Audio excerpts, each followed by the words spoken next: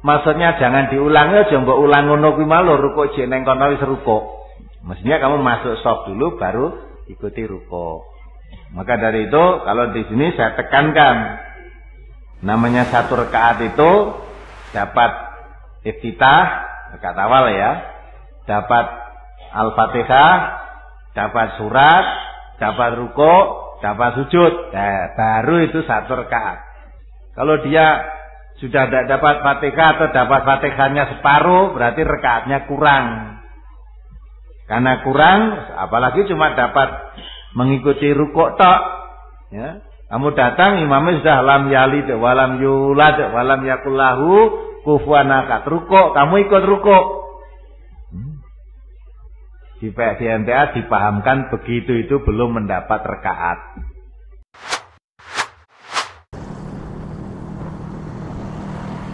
Ada pertanyaan dari brosurnya? Ada, Ustaz. Halaman pertama, hadis pertama.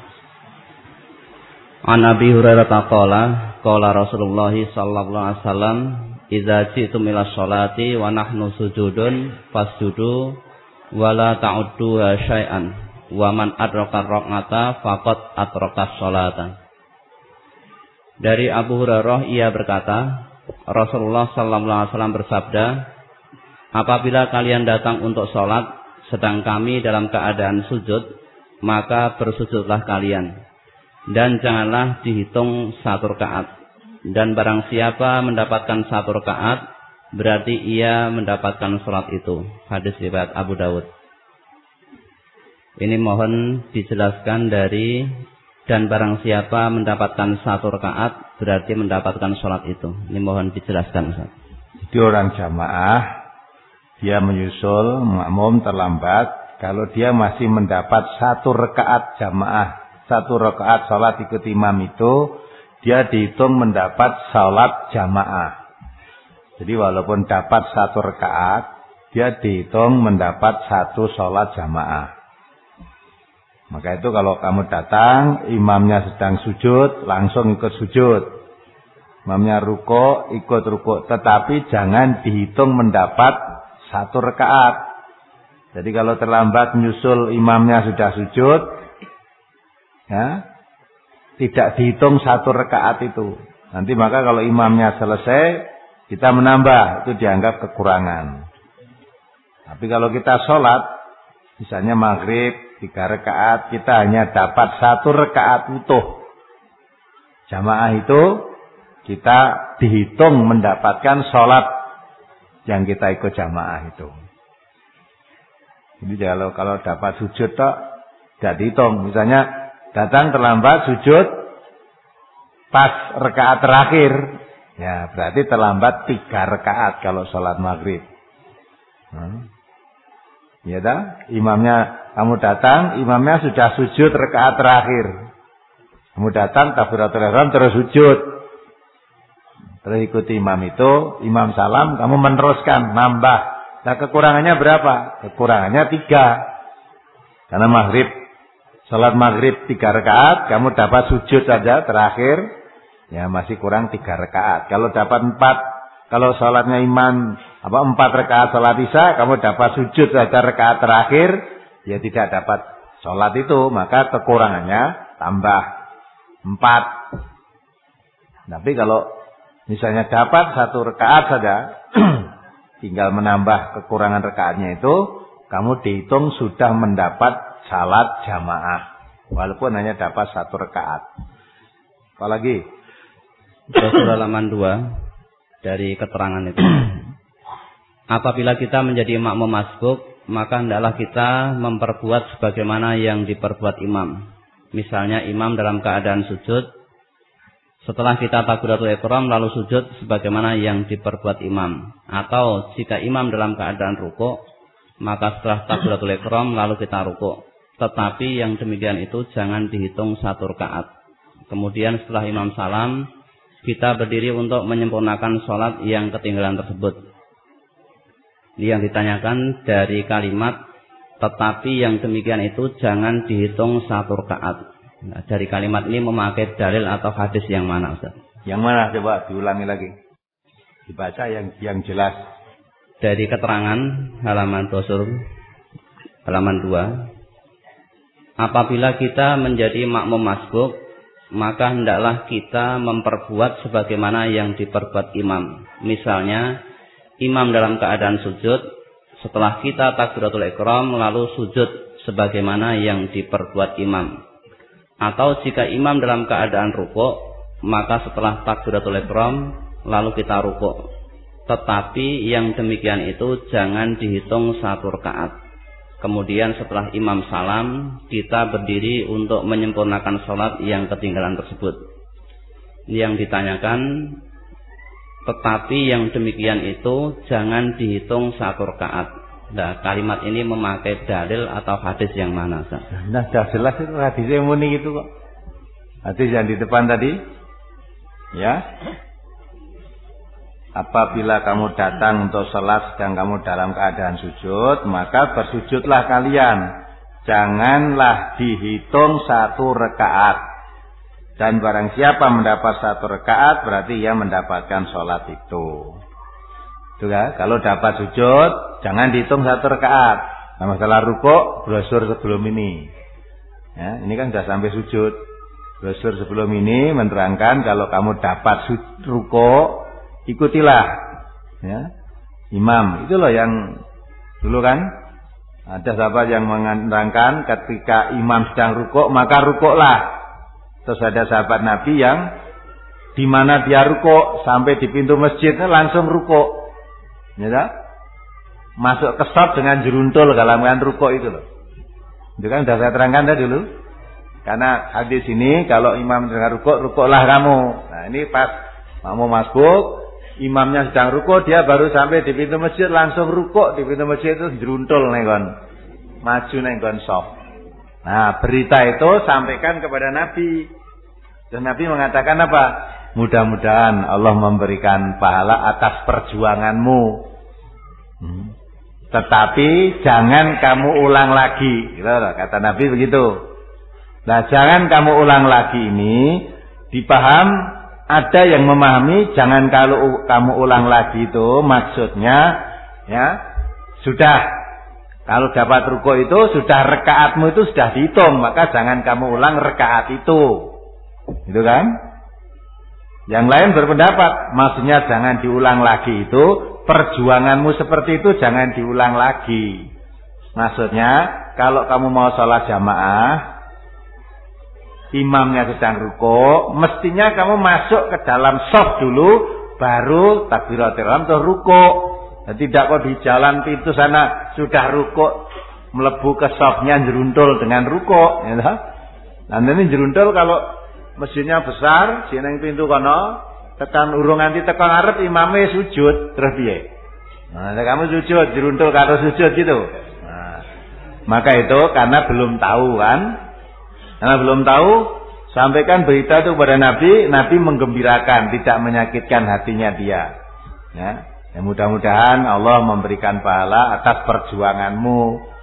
Wis nang dalan kono wis rukuk kan, perjuangan itu. Terus Nabi mengatakan, tapi itu jangan kamu ulang lagi. Jangan kamu ulangi maksudnya, aja mbok ulangi rukuk nang dalan terus mlaku njruntul itu.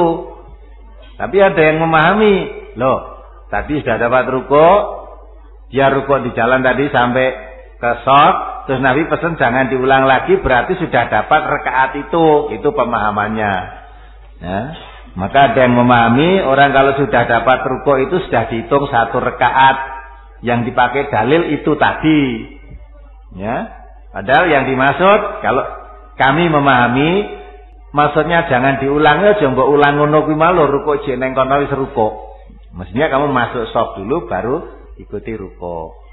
Maka dari itu kalau di sini saya tekankan namanya 1 rakaat itu dapat iftitah, rakaat awal ya, dapat Al-Fatihah, dapat surat, dapat rukuk, dapat sujud. Nah, baru itu 1 rakaat. Kalau dia sudah tidak dapat Fatihah atau dapat Fatihahnya separuh, berarti rakaatnya kurang. Karena kurang, apalagi cuma dapat mengikuti rukuk tok. Ya. Kamu datang imamnya sudah lam yalid walam yulad walam yakul lahu kufuwan ahad. Rukuk, kamu ikut rukuk. Di MTA dipahamkan begitu itu belum mendapat rakaat.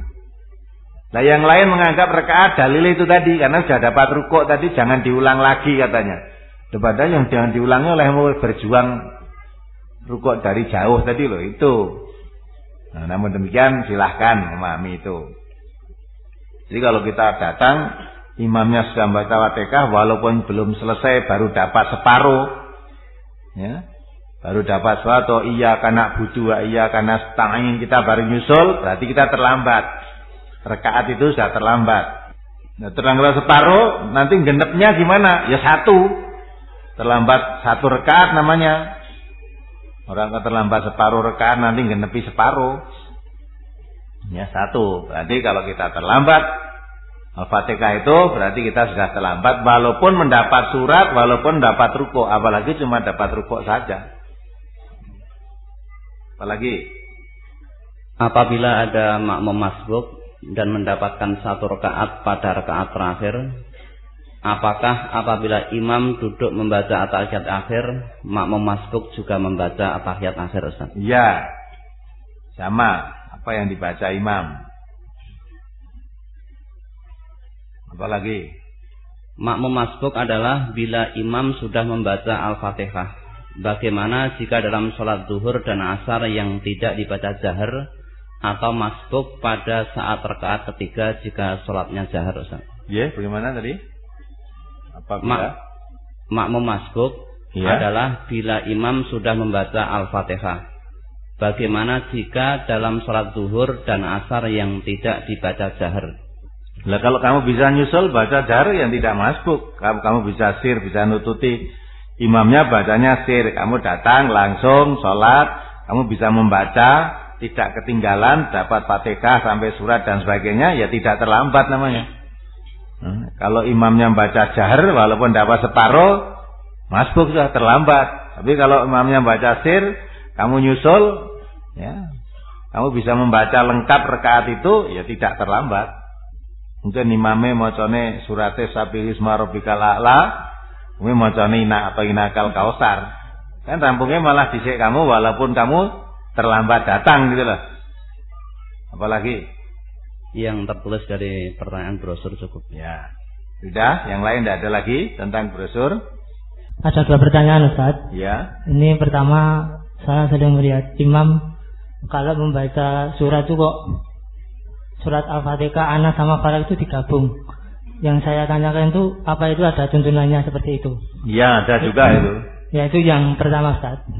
Yang kedua, saya mau menyambung tadi, kalau kita sholat zuhur, kalau kita sholat isya itu kan kalau kita terlambat, imamnya membaca Al-Fatihah kita terlambat. Tapi kalau membaca pada waktu sholat zuhur atau asar itu kan tidak kedengaran.